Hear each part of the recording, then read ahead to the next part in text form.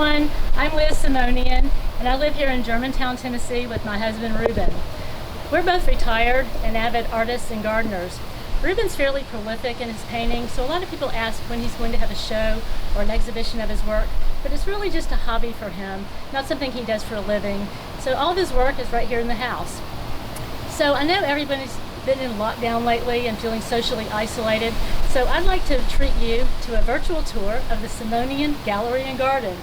So get ready to see a house full of art, a garden full of flowers, and a bit of history that you never learned in school. So let's get started, and welcome to Beau Chateau.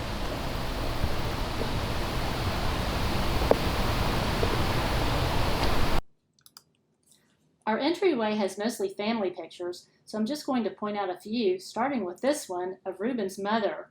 He's digitally enhanced the background of the original photo, which is this one, taken when she was a young girl growing up in Damascus, Syria. Here's another picture of his mother at a later date after she was married. This is Rouben's father and grandmother taken in Beirut, Lebanon on the day that they were reunited after a 28-year separation. So I mentioned a history lesson earlier, so we're going to do that now so you'll understand why his family was separated for so long, as well as the inspiration for some of the paintings that you'll see in this tour. Rouben's family is Armenian, and this is present-day Armenia, the country in red. The roots of the Armenian nation go back to 2300 BC in the land surrounding Mount Ararat, which is this dot right here. They're supposedly descendants of Noah. The Armenian nation was at its largest around the 1st century BC when it extended all the way to the Mediterranean Sea. Then the following century was the time of Christ, and in 301 AD, Armenia became the first Christian nation. So you have the oldest cathedrals and monasteries in this area, such as this one, Etchmiadzin Cathedral. Following invasions of Arabs and Turks, Armenia became divided, as you see with these red lines. Cilicia was one kingdom, and historic Armenia was another. And this became further divided as Eastern Armenia became the country we know today, and Western Armenia, which was also called Anatolia back then, is now what is present-day Eastern Turkey. This was the area where both of Rouben's parents were from. His mother and father's side were descended from here. After the 14th century, Western Armenia became part of the Ottoman Empire, while the population remained primarily Armenian. In the early 1900s, a group called the Young Turks rose to power and wanted to rid the area of all the Armenians, so they began a systematic process of ethnic cleansing and extermination, killing all the men, and exiling the women and children into the Syrian desert. The Armenian genocide officially began in 1915 when Rouben's father was 3 years old. Rouben's grandfather was one of the 1.5 million people murdered. Rouben's grandmother was able to escape to Istanbul, where there was a lot more tolerance, but she was separated from her son, Rouben's father, who was taken by missionaries to Beirut, Lebanon, where he grew up in an orphanage. He became a successful tailor and met Rouben's mother while on a business trip to Damascus, Syria, where her family had settled after losing their home in the genocide. They married in the early 1940s, and around that same time, Rouben's grandmother, who had been living in Istanbul since 1915, was able to locate her son, and she came to Beirut to live with her family for the next 12 years until her death in 1956. All of Western Armenian land was lost to Turkey after the war. Eastern Armenia was taken over by the Soviets, but won independence after the breakup of the Soviet Union in 1991. So all the cathedrals and monasteries, such as these pictured here, built in the early centuries, only survived in the Armenia today. The ones built in Western Armenia were destroyed by the Turks. Armenia's population of about 3 million is approximately 95% ethnic Christian Armenian, but the country is landlocked and surrounded by hostile Muslim nations. Armenians are very westernized with a rich, vibrant culture of art, music, and dance. Mount Ararat is one of their national symbols, but sadly it's not located in Armenia, but in Turkey, just across the border, and it can be viewed from the capital city of Yerevan and all across the southern border.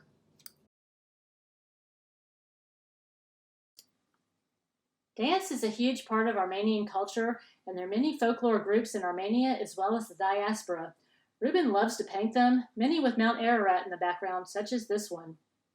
The dancers are incredibly talented, and many of the dances involve a lot of acrobatics.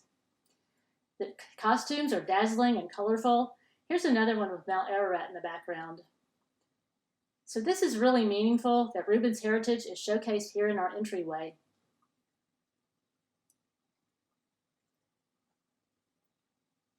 We're in the living room now, and most of these paintings were inspired by our photographs from numerous trips to France. These first two are of Giverny.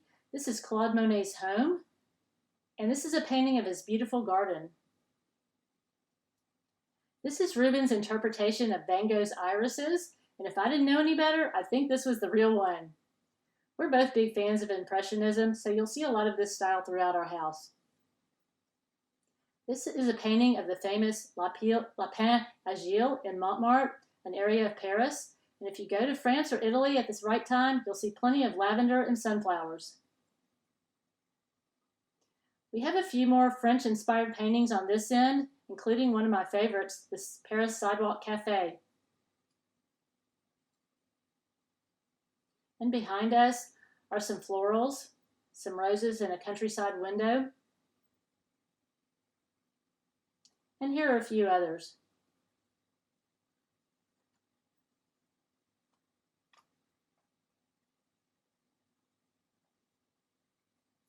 We're heading down the hall to the dining room, so I'm going to just show you a few of his paintings on the way.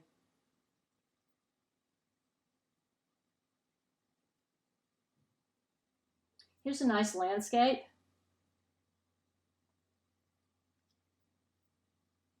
And here in the dining room, we have more paintings inspired by trips to France.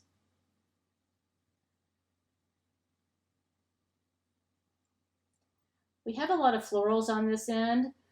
We tend to visit a whole lot of gardens when we're in France. We visit France more than other places in Europe because French is one of Rouben's native languages. After World War I, the French had control over Syria and Lebanon, and of course back then, Beirut was considered the Paris of the Middle East. The French had a lot of influence on the culture and education, and Rouben's school was taught in French under the baccalaureate system, and that's what allowed him to go to Brussels to study architecture at the Royal Academy des Beaux-Arts.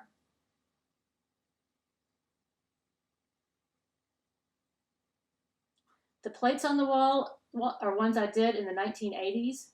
I used to do a lot of ceramics back then. I even did a set of plates that we eat off of.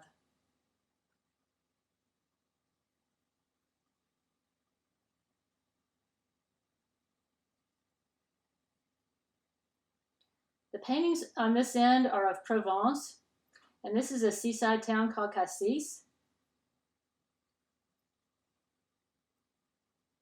Here's one of my ceramic pictures. This is a painting of Nice.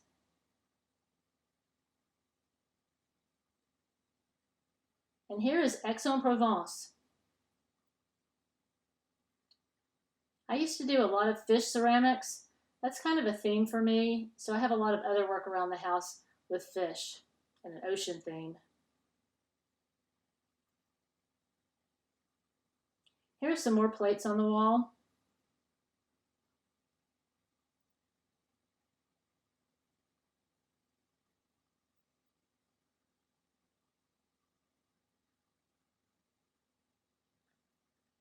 I also did a lot of planters.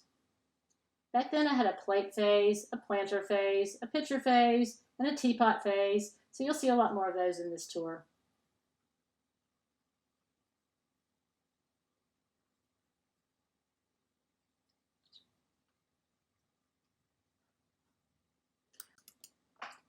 We're heading into my office now, and this is Rouben's version of a tarquet. Here's one of his florals. And behind us, oh, that's my dog Sadie. This is where she likes to hang out. I mentioned the fish theme, and I got this painting by a local artist at the WKNO auction years ago. Above is a Picasso poster. And I got these whimsical prints in Key West.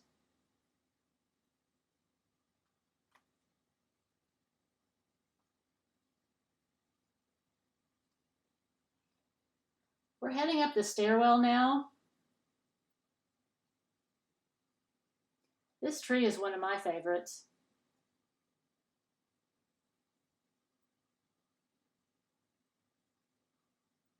These cactus prints are photographs we took at the Huntington Gardens in Pasadena.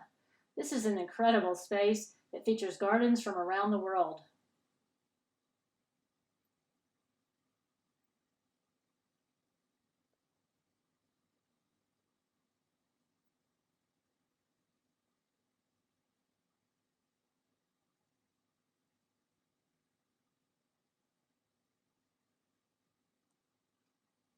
At the top are oil paintings from the Greek isle of Santorini. A lot of the Mediterranean cruises stop here, so if you ever get a chance to go, this is an incredible place.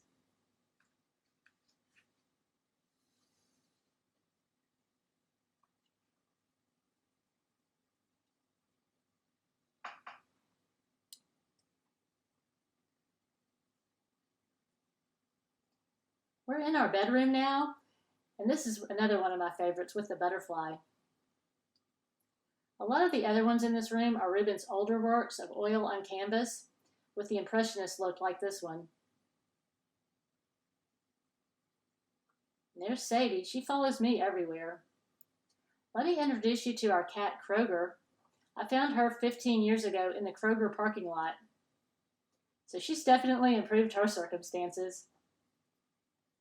And here's our other kitty, Mimi. Looks like she's taking a nap. And above her is another oil painting.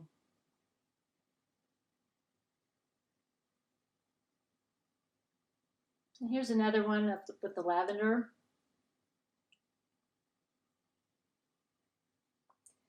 And if you follow local art, you'll recognize this as a Paul Edelstein.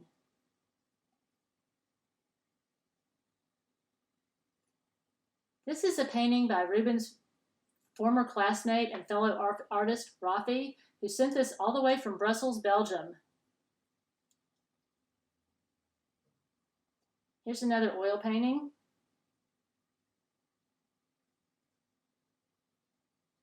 The ones in here are by local artists.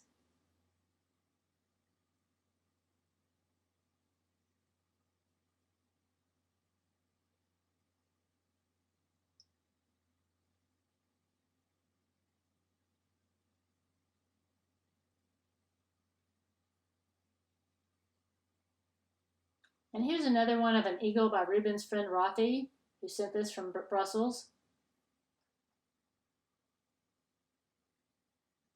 And here's another oil by Rouben. Down this hall are some enlarged photographs from some of our trips to, and these are all of national parks in Utah, where you'll find scenery unlike anything you've ever imagined.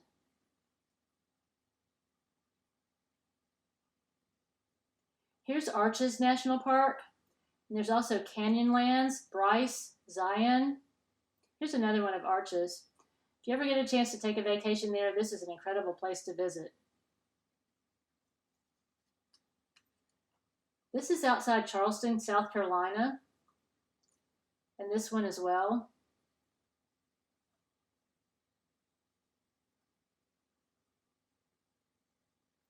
This is on the road in Utah. And this one is of Moab, Utah, just outside Arches National Park. And this is a view of the Colorado River, and our hotel patio was right there, so that was a pretty incredible view. This is Fruita, Utah, obviously named for the fruit trees. And here's another one of Fruita, Utah. These are the Badlands of South Dakota.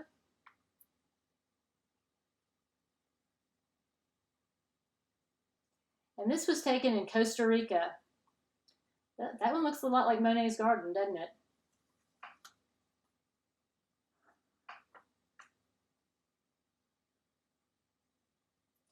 Down on this end is another oil painting of sunflowers.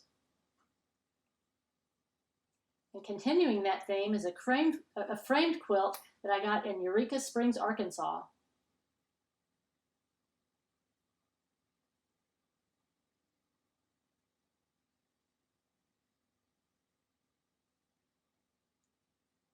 And here's some more ceramics with a matching painting. And now we are heading into Rouben's studio. Rouben used to do mostly oil paintings, but now he's focusing more on abstracts and contemporary works, many done digitally on the computer. I'm just going to pan around this room and mention a few of interest.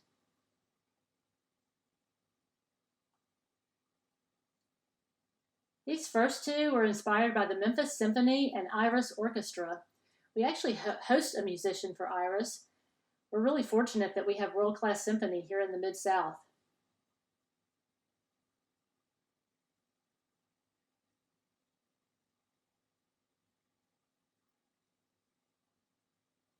So you can tell most of this work is more contemporary.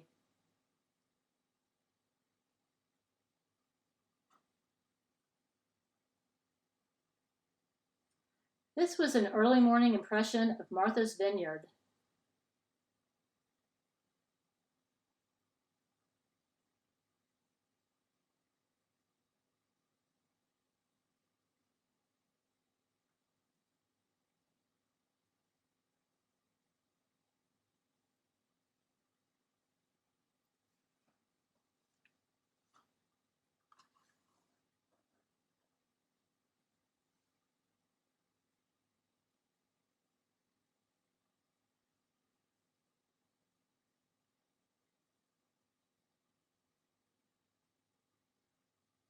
These paintings are from photographs taken in Copenhagen.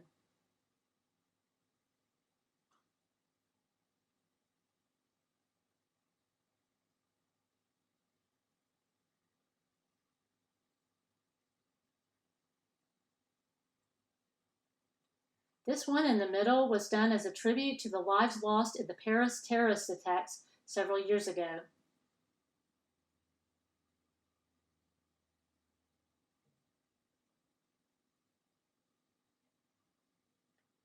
These are photos of some store windows in Paris.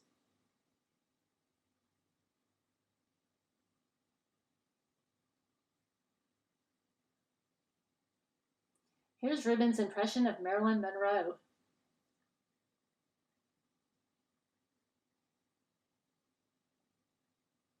This is one of his more recent works. This is Rouben's impression of the COVID-19 virus.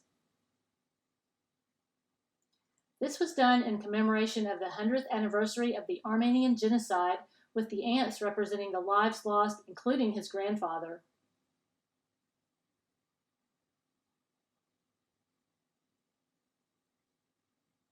This was a piece done by me in papermaking class at the Memphis College of Art, which sadly has closed their doors. Rouben also likes to paint cathedrals and monasteries in Armenia as well as other places.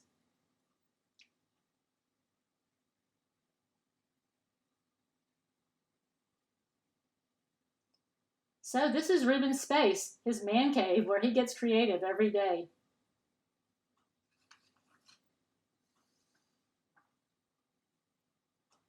I've got a small collection of Israeli art, as my heritage is Jewish. I love the pomegranates in this one. They're a big Jewish symbol as well as Armenian, so I love the fact that it blends our two heritages together.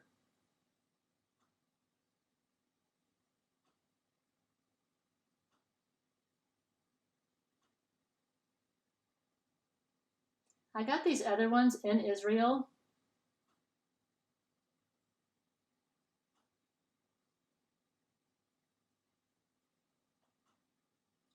When I was planning my trip to Israel, I wanted to get some work by this artist, Ebji, because I'd seen his work at my cousin's home, but I couldn't find anything by him, so I came home with these other ones that I purchased in Israel, actually in the town of Safed, spelled S-A-F-E-D. And then a year later, when I moved into a new home, not this one, but a previous one, I found this poster rolled up on the top shelf of a closet. So I thought this was some kind of serendipitous sign.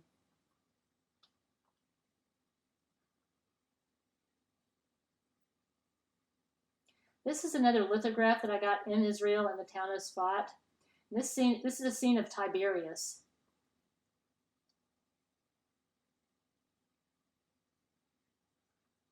And here's another one that we have in our entryway. This one kind of has a Chagall feel to it. And speaking of Chagall, here's a poster by him. I just love that goat and violinist in the tree.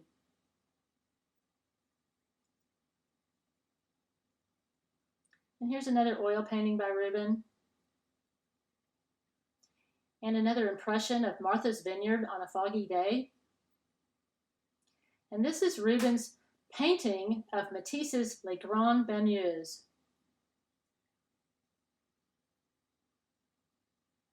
And here's another one by a local artist. And here's an Impressionist poster.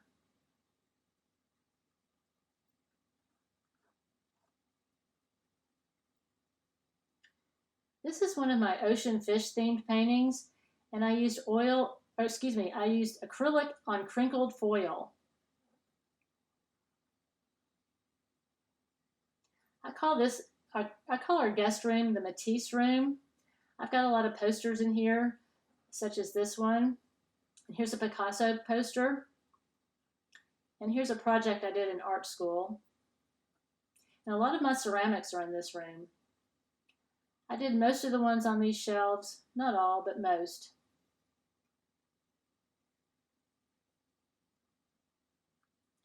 The tiles came from Israel at a Jerusalem market.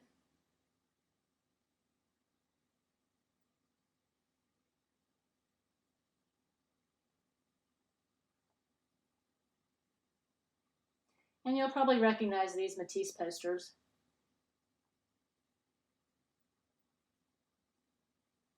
This is a scarf that I had framed.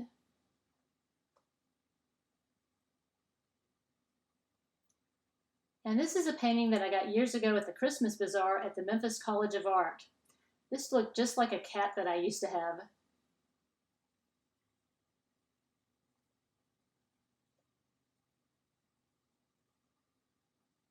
And here's a Gustav Klimt poster. And another one of my pieces from printmaking class at the Memphis College of Art.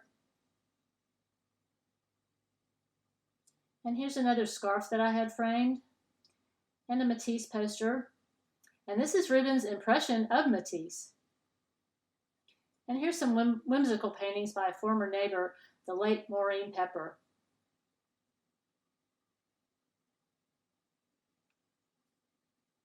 I call this bedroom the Impressionist room. Here's a Chagall.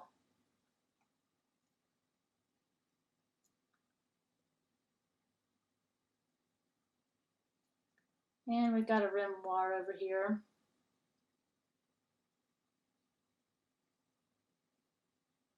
And a few others from that period. Van Gogh.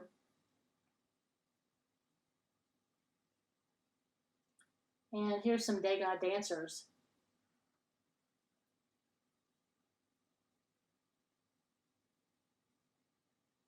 The furniture in this room was used by my grandmother when she got married in 1932.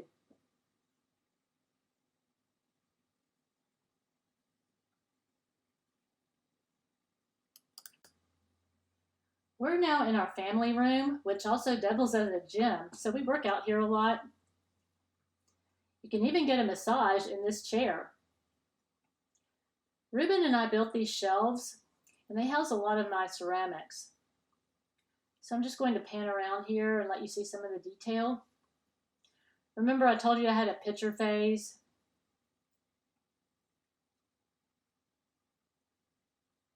And a teapot phase.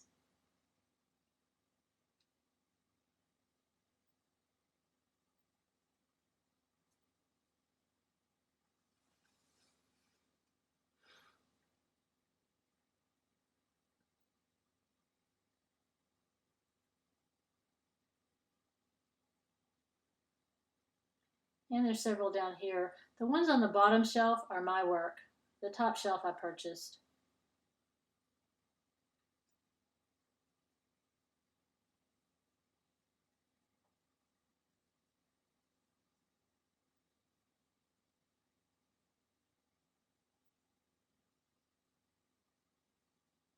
So let's look at the other side now.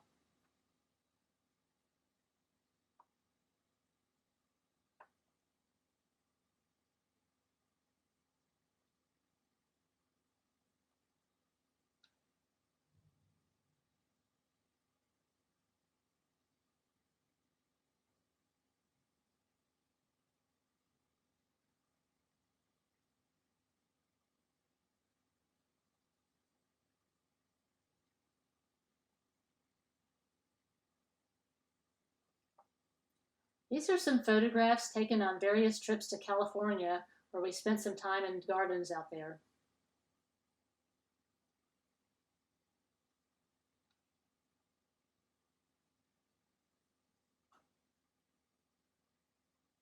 This one is actually taken at the Chihuly exhibit.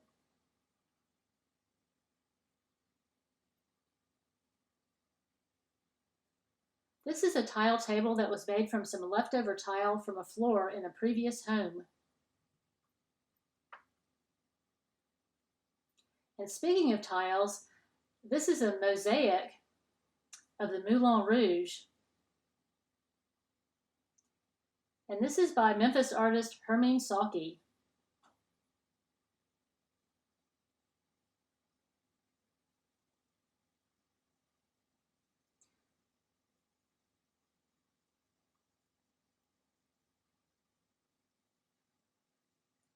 This frame piece was actually the top to a chocolate box, and I thought it was so pretty I had to frame it.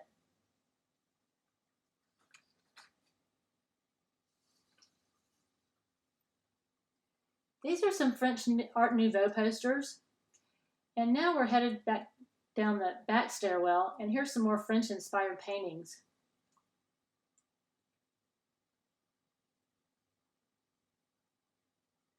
And we are now in the kitchen, and we spend a lot of time in this room, especially at this table for breakfast, lunch, and dinner.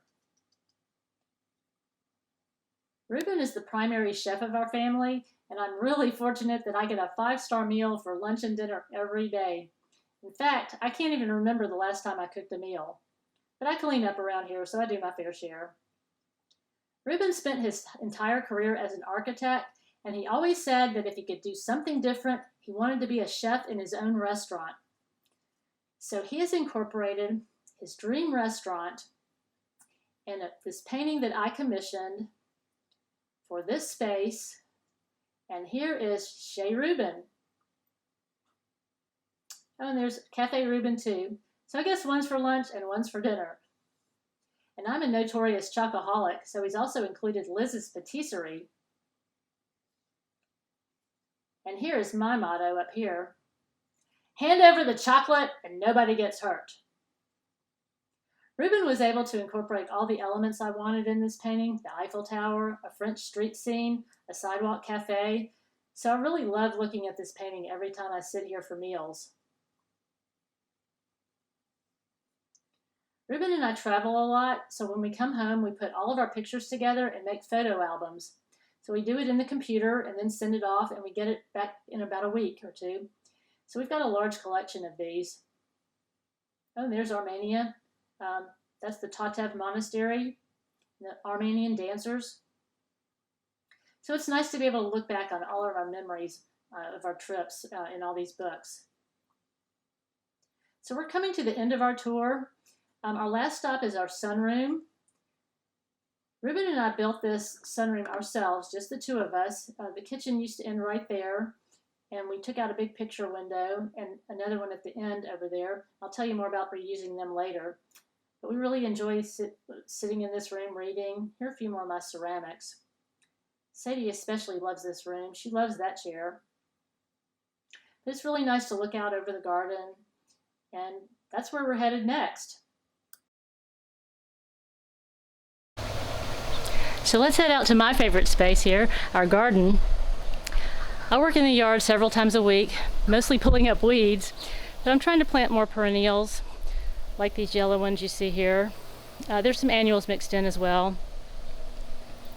Rouben actually designed the flower here, and we had a great renovation team that put it all together for us in our backyard renovation. And now we spend a lot of time eating at this table. And it's nice to hear the sound of the fountain behind us, along with all the sounds of nature. And you can actually hear them in this film right now. I hear a lot of the birds and bugs and all kinds of things. We've also planted some fruit trees, like this one. We've got apple trees, orange trees, mandarin, apricot. And oh, you can see that lemon blooming right there. See that green oval shape?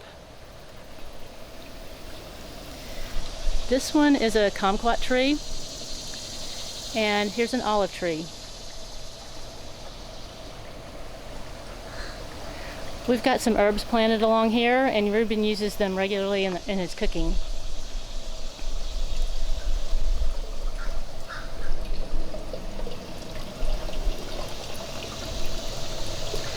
These purple flowers are verbena, and they're sold as annuals, but my experience is that they come back every year.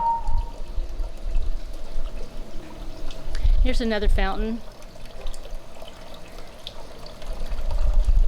And this is just storage space under the deck.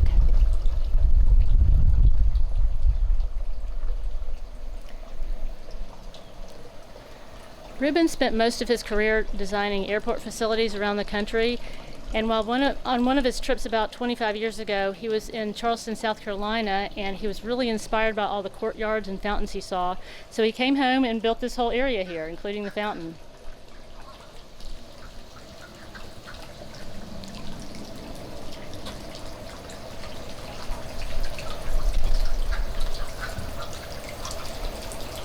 So let's head back upstairs for a better view.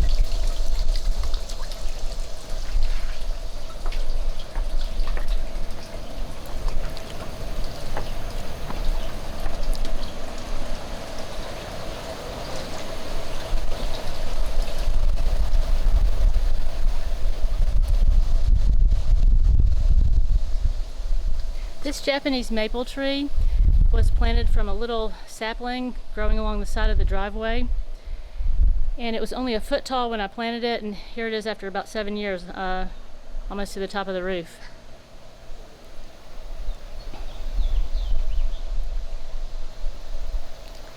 We've got some azaleas in here. These are encore azaleas, so they do bloom twice a year. Rouben and I built this pavilion about 7 years ago, and we reused the windows from the sunroom addition that we took out of the main house. So it was nice to recycle these windows and reuse them. And we also have a heater in here so that we can put all the potted plants inside during the winter time. So let's head up to the pool now.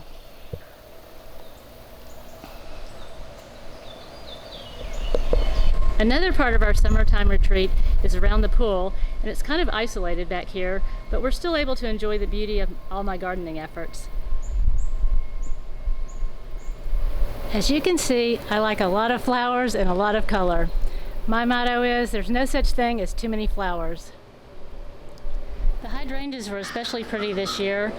This one was a deep shade of blue and purple, and some fuchsia in there also. They bloom the whole month of June, so it's the middle of July right now, so it's past its blooming season. This is a shaded area down here, so I've put in mostly impatiens and begonias. Here's some coleus also, and this is a lace Japanese maple.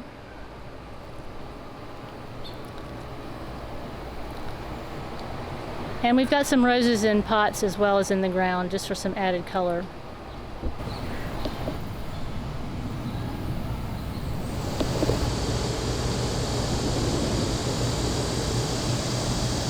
What is in bloom right now is our fig tree. This was planted about 30 years ago, and now it's about 25 feet high. Every season we get more than 1,000 figs off of this tree every July. Usually the first ones ripen on Bastille Day, July 14th, and this year was no exception. So it's now today is the July 21st, so we'll probably be picking figs off of here for another few weeks. We're out here just about every day picking. Here's one right here. And they're all over the tree. We've already had one picking session this morning. We'll be out again tonight. We eat them right off the tree. We also make fig jam, and Rouben also dehydrates them for a dried fig snack.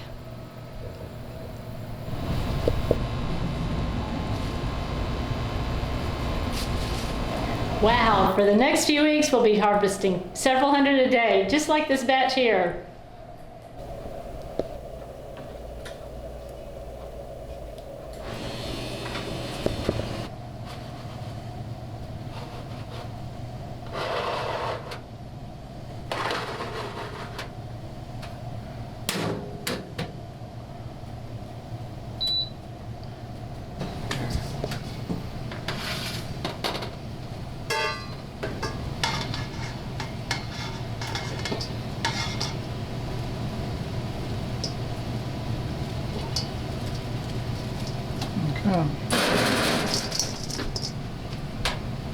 Looks good. We're at the end of our tour now. Thanks so much for watching. Hope you enjoyed it. I think I'll have some figs.